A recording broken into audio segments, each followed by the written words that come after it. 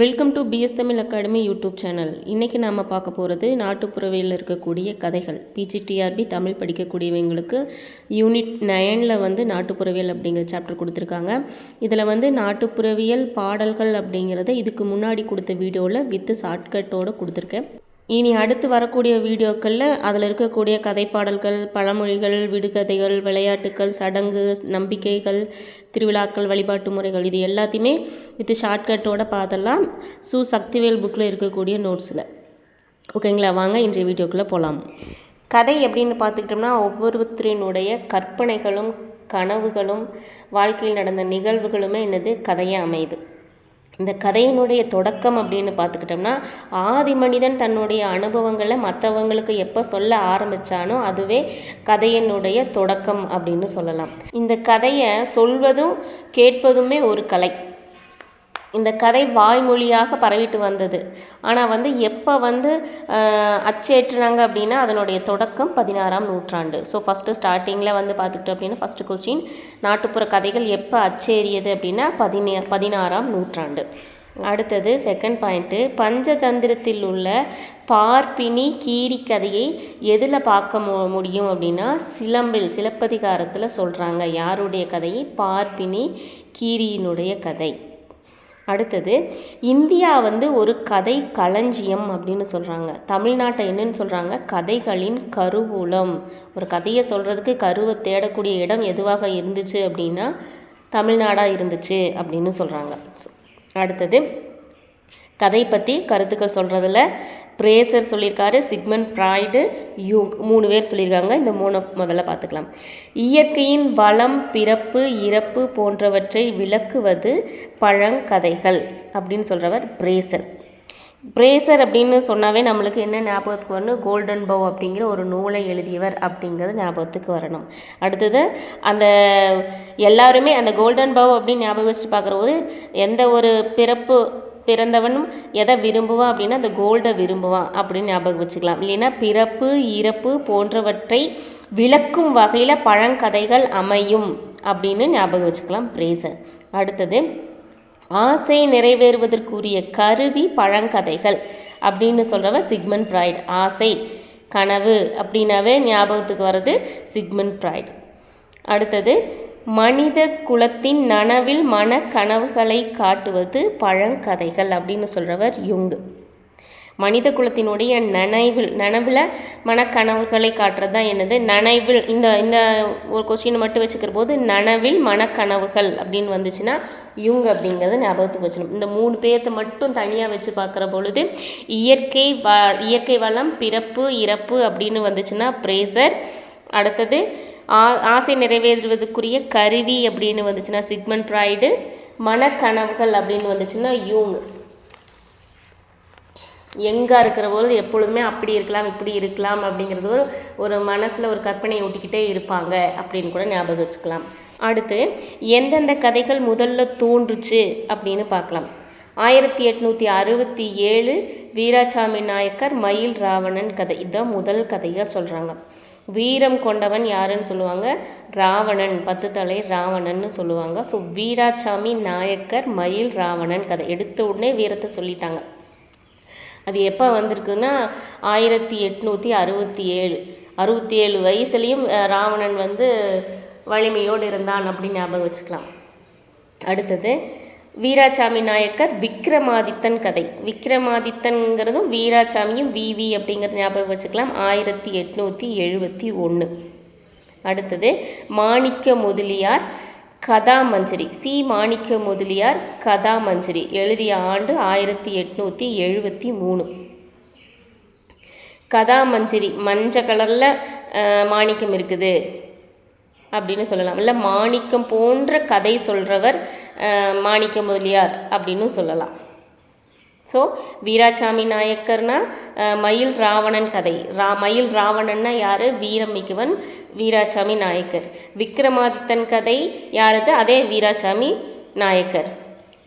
கதாமஞ்சரி எழுதியவர் யாருன்னு கேட்டால் மாணிக்க முதலியார் 1873. ஸோ இந்த கதாமஞ்சரி அப்படின்னு பார்க்குற போது இன்னொருத்தரும் எழுதியிருப்பாங்க. அப்போ இந்த கேள்வி எதன் அடிப்படையில் கேட்கறக்கு வாய்ப்பு இருக்குது? வருட அடிப்படையில் கேட்கறக்கு வாய்ப்பு இருக்குது. ஸோ 1873 கதாமஞ்சரி எழுதியவர் யார் அப்படின்னு கேட்டால் மாணிக்க முதலியார். அடுத்தது வீராசாமி செட்டியார், அவர் எழுதினது வினோத ரச மஞ்சரி. இது 1876. முதல்ல இந்த 4 மட்டும் பார்த்துக்கலாம். வினோத ரச மஞ்சரி வீராசாமி விவி. அவ்வளோதான். எல்லாத்துக்குமே ஒரு சிலதுக்கு மட்டும்தான் இந்த மாதிரி சொற்கள் அமையும். அந்த விவி அப்படிங்கிற நம்ம கூட பார்த்தோம். அலெக்சாண்டர் கிராப்பி ஓர் அறிவியல் அப்படின்னு பார்த்தோம். அந்த மாதிரி ஒரு சிலதுக்கு இந்த மாதிரி அமையும். ஓகேங்களா? அடுத்தது முதல்ல பார்த்தோம்ல இந்த வீராசாமி நாயக்கர் எழுதின மயில் ராவணன் கதை. இது ராமாயணம் கதையோடு தொடர்புடையது. ஆனால் இதனுடைய கதை கம்பரோ வால்மீகியோ எழுதாத ஒரு கதை. என்ன அப்படின்னா கிராமப்புறங்களில் நடந்த கிராமப்புறங்கள் மக்கள் சொன்ன கதைகளாக அமையும். என்னென்னா ராவணனுக்கு மயில் ராவணன் ஒரு தம்பி பாதாளத்தில் இருந்ததாகவும் அவனை போய் ஹெல்ப்பு கேட்டு ராமனையும் லட்சுமணனையும் அழிக்கிறதுக்கு போனதாகவும் சொல்லக்கூடிய கதை தான் அந்த மயில் ராவணன் கதை. வீராசாமி நாயக்கர் எழுதுனது 1867. அடுத்தது நிறைய பேர் கதைகள் எழுதியிருக்காங்க. அதில் நம்ம முக்கியமாக நம்மளுக்கு கொடுத்துருக்குற ஆத்தர்கள் வயசு பார்க்குற பொழுது கி ராஜநாராயணன், வானமாமலை, அடுத்தது பெருமாள், அரு ராமநாதன், இவங்க எழுதின கதைகளில் நாம் படிச்சுக்கிட்டோம் அப்படின்னா கொஞ்சம் ஈஸியாக இருக்கும், படிச்சுக்கணும். அடுத்தது நாட்டுப்புற கதைகளின் வகைப்பாடு. வில்லியம் பாஸ்கம் அவர்கள் 3 வகையாக பிரிக்கிறாரு கதையை. 3 வகையாக பிரிக்கிறாங்க. நம்ம முதல்ல பார்த்தோம் வில்லி அப்படிங்கிறது 2 நாட்டுப்புறவியில் 2 வகையாக பிரித்தார் அப்படின்னு பார்த்தோம். இதில் கதையை வில்லி 3 அப்படிங்கிற மாதிரி ஞாபகம் வச்சுக்கலாம். புராண கதை, பழமரபு கதை, நாட்டுப்புற கதை.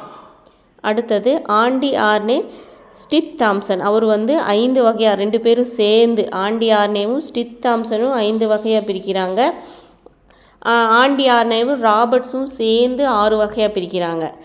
ஸ்டித் தாம்சன் மட்டும் தனியாக 12 வகையாக பிரிக்கிறாங்க. இந்த 3ஐயும் கம்பேர் பண்ணி படிச்சிட்டோம்னா நம்மளுக்கு ஈஸியாக புரிஞ்சுக்கும். அடுத்தது போக்ஸ் அப்படிங்கிறது கம்பி, போக்ஸ்னாவே கம்பின்னு ஞாபகம் வச்சுக்கணும்னு சொன்னேன். ஸோ போக்ஸ் அப்படிங்கிறது 14 அப்படின்னு ஞாபகம் வச்சுக்கணும். ஸோ 14 கம்பிகள். நம்ம முதல்ல பார்த்தோம் போக்ஸ் அப்படிங்கிறது 4 அப்படின்னு பார்த்தோம். போத்கர் அப்படிங்கிற ஒரு 4 பிரிச்சிருக்காரு அப்படின்னு பார்த்தோம். இதுலேயும் வராரு போத்கர். இவர் இந்திய விலங்கு கதைகளை 7 வகையாக பிரிச்சிருக்காரு போத்கர். ஸோ போத்கர் அப்படிங்கிறது 2ஐயும் ஞாபகம் வச்சு படிச்சுக்கணும். அடுத்தது கான்ஸ்டன்ட் பெர்லசி, அவர் நாட்டுப்புற கதைகளை 14 வகையாக பிரிச்சிருக்கிறாரு. ஸோ போக்ஸ் 14, கான்ஸ்டன்ஸ் பெர்லசி 14. அடுத்தது சண்முக சுந்தரம் எத்தனை வகையாக பிரிக்கிறாரு அப்படின்னா 4 வகையாக பிரிக்கிறாரு.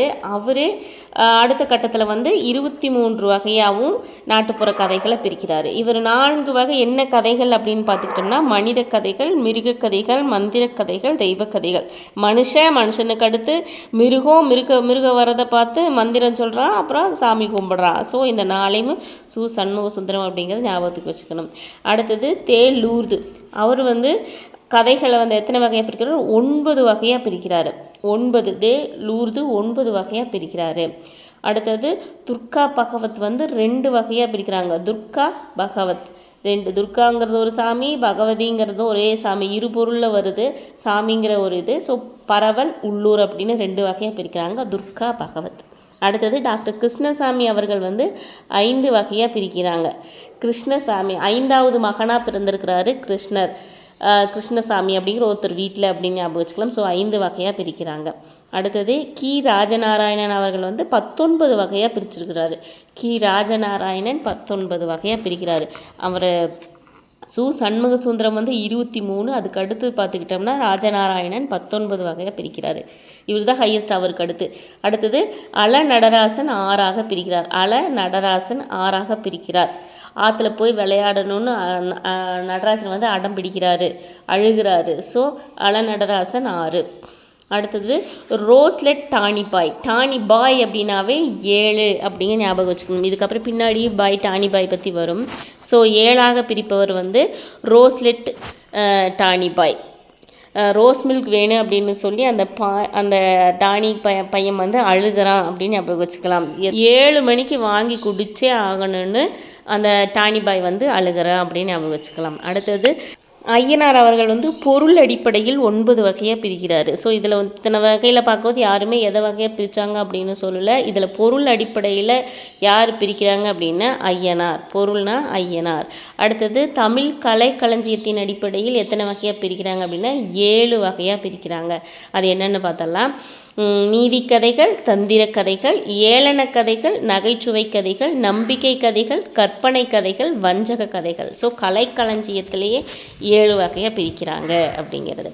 அடுத்தது சக்திவேல் அவர்கள் எத்தனை வகையாக பிரிக்கிறாரு அப்படின்னா மனித கதைகளை மட்டும் 11 வகையாக பிரிக்கிறார். மொத்தமாக 6 வகையாக பிரிக்கிறாரு. அதில் மனித கதைகளை மட்டும் 11 வகையாக பிரிச்சிருக்கிறார். அந்த 6 என்னன்னு பார்த்துக்கிட்டோம் அப்படின்னா மனித கதைகள், மிருக கதைகள், மந்திர தந்திர கதைகள், தெய்வ கதைகள், இதிகாச கதைகள், பல்பொருள் பற்றிய கதைகள்.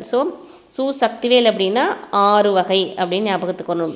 7 அப்படின்னா கலைக்களஞ்சியம், 9 அப்படின்னா லூர்து. அடுத்தது ஐயனார் வந்து பொருள் அடிப்படையில் பிரிக்கிறாரு, அது 9. லூர்தும் 9. ராஜநாராயணன் எப்படின்னா சண்முக சுந்தரத்துக்கு அடுத்து ஹையஸ்டாக பிரிக்கிறாரு, 19. கிருஷ்ணசாமி அப்படிங்கிறவர் 5வது மகனாக பிறந்திருக்கிறாரு, அதனால் அவர் 5. துர்கா பகவத் ரெண்டுமே சாமியை குறிக்குது, அது பரவல் உள்ளூர். சண்முக சுந்தரம் 4, அப்புறம் 23. நம்ம ஸ்டித் தாம்சனும் ராபர்ட்சன் அப்புறம் ஸ்டித் தாம்சனும் ஆர்னேவும் சேர்த்து பார்த்தோம். அப்புறம் அவர் தனியாக பார்த்தோம். அதுக்கப்புறம் என்ன பார்த்தோம், போக்ஸ்னா 14ன்னு பார்த்தோம், போத்கர் அப்படின்னா 7ன்னு பார்த்தோம். அடுத்தது கதைகளின் தன்மைகள் எப்படி இருக்குன்னு பார்க்கலாம்.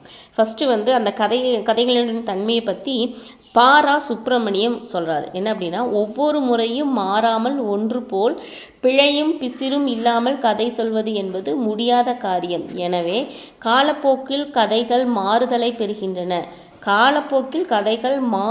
பெறுகின்றன. அப்படின்னு சொல்கிறவர் பாரா சுப்பிரமணியம்.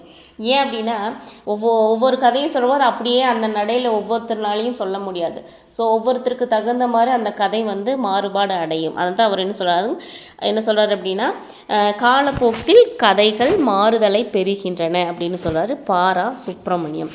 அடுத்தது கதைகளின் நோக்கம் எப்படிப்பட்டதாக இருக்கும் அப்படின்னு சொல்கிறாங்கன்னா அறக்கோட்பாடுகளை உணர்த்துவனவாக அமையும் அப்படின்னு சொல்கிறாங்க. அடுத்தது கதைகளின் பொருண்மைகள் எப்படி இருக்கும் அப்படின்னு பார்த்துக்கிட்டோம்னா ஒரு மனுஷனுடைய வாழ்க்கையில் ஏற்படக்கூடிய பிரச்சனை, அவன் ஆசைப்படுகின்ற ஆசை, பெறப்படுகின்ற துன்பம், இன்பம், ஜாதி பூசல், காதல், ஒழுக்கம், வேதனை, முட்டாள்தனம், பொறாமை, இந்த மாதிரி நிறைய பொருள்களை அடிப்படையாக கொண்டு கதைகள் அமையும் அப்படின்னு சொல்கிறாங்க. அடுத்தது அமைப்பியல் ஆய்வு முக்கியமானது. ஃபஸ்ட்டு இந்த அமைப்பியல் ஆய்வு அப்படிங்கிறனுடைய பொருளை பார்த்துடலாம். கதைகளின் உள்ளமைப்பை பகுதிகளாக பிரித்து அப்பகுதிகள் ஒன்றோடொன்று தொடர்பு கொண்டுள்ள தொடர்பினையும் அவை ஒருங்கிணைந்து தரும் முழுமையினையும் விளக்குதல் தான் எனது அமைப்பியல் ஆய்வு. இந்த அமைப்பியல் ஆய்வு தோன்றுவதற்கு காரணமாக இருந்தவர் யாருன்னு பார்த்துக்கிட்டோம்னா ஆர்னே தாம்சன். ஏன் அவரை சொல்கிறேன் அப்படின்னா ஆர்னே தாம்சன் உருவாக்கிய முறையில், அந்த ஆய்வு முறையில் அறிவியல் அடிப்படையில் அமையவில்லை அப்படிங்கிற ஒரு எண்ணத்தின் அடிப்படையில் தான் விளாடிமிர் பிராப்புக்கு அமைப்பியல் கோட்பாட்டை உருவாக்கணுங்கிற ஒரு எண்ணமே வந்தது. அதனால தான் வந்து இந்த காரணம் தோன்றுவதற்கு காரணம் ஆர்னே தாம்சன்னு சொல்கிறேன். ஏன் அப்படின்னா அதன் அடிப்படையில் தான் எனது அமைப்பியல் ஆய்வு முறை தோன்றியிருக்கு.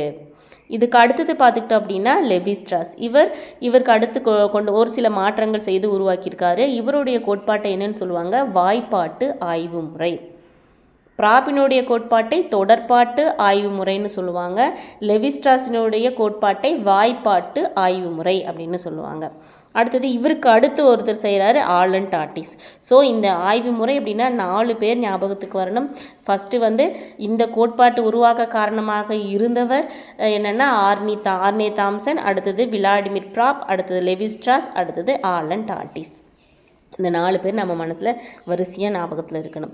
லெவி ஸ்ட்ராஸ் வந்து என்ன பண்ணிக்கிறாருன்னா 813 புராண கதைகளை வச்சு ஆராய்ச்சி செஞ்சுருக்காரு. இவரும் என்னது ரஷ்ய கதைகளை தான் செஞ்சுருக்காரு. விளாடிமிர் பிராஃபுமே ரஷ்ய நாட்டை சேர்ந்த அந்த புராண கதைகள், தேவதை கதைகளை தான் செஞ்சுருக்காரு. ஸோ விளாடிமிர் பிராப் செய்த கதைகள் 100, லெவி ஸ்ட்ராஸ் செஞ்சது 813. இனி அடுத்தது வந்து விளாடிமிர் பிராப் வந்து அந்த கதைகளை வந்து 31 செயல்களுக்குள்ளே அடக்குனார் அப்படின்னு சொன்னோம். அதை பற்றி ஒரு ஷார்ட்கட் தனியாக ஒன்று போட்டுடலாம். இது வரைக்கும் என்ன பார்த்தோம்? நாட்டுப்புற கதைகள் பற்றின அறிஞர்களுடைய கருத்து, முதல்ல எப்போ அச்சேறப்பட்டது, 16ஆம் நூற்றாண்டு, யார் என்ன கதைகள் எழுதினாங்க அப்படிங்கிறது பார்த்தோம். அடுத்தது அந்த கதைகளின் வகைப்பாடுகள் பார்த்தோம். இதிலிருந்து ஒரு 3 கொஷின் கேட்குறேன். ஸ்டிப் தாம்சன் மட்டும் தனியாக நாட்டுப்புற கதைகள் எத்தனை வகையாக பிரித்தார்? அடுத்தது கலைக்களஞ்சியம் எத்தனை வகையாக நாட்டுப்புற கதைகளை பிரிச்சிருக்கு? டாக்டர் சு. சண்முக சுந்தரம் நாட்டுப்புற கதைகளை எத்தனை வகையாக முதல்ல பிரித்தார்? இந்த மாதிரி ஒரு 3-4-5 சாப்டர் முடித்ததுக்கப்புறம் நம்ம ஒட்டுக்கா ஓவராலாக ஒரு 4 சாப்டருக்கும் சேர்த்து ஒரு கொஷின் இருக்கிற மாதிரி ஒரு வீடியோ போடலாம். அப்போ வந்து அந்த வீடியோ நீங்கள் கேட்குற பொழுது அந்த 4 சாப்டருமே உங்களுக்கு மனசுக்குள்ளே ரொம்ப பதிஞ்சிரும். அதை நீங்கள் திருப்பி பார்க்க வேண்டிய அவசியமே இருக்காதுன்னு நான் நினைக்கிறேன். இந்த வீடியோவில் போடக்கூடிய ஷார்ட்கட்ஸை பார்த்துக்கோங்க. ஆனால் முக்கியமாக அது புக்கையும் பார்த்துட்டு இந்த ஷார்ட்கட்ஸையும் பார்த்துக்கோங்க.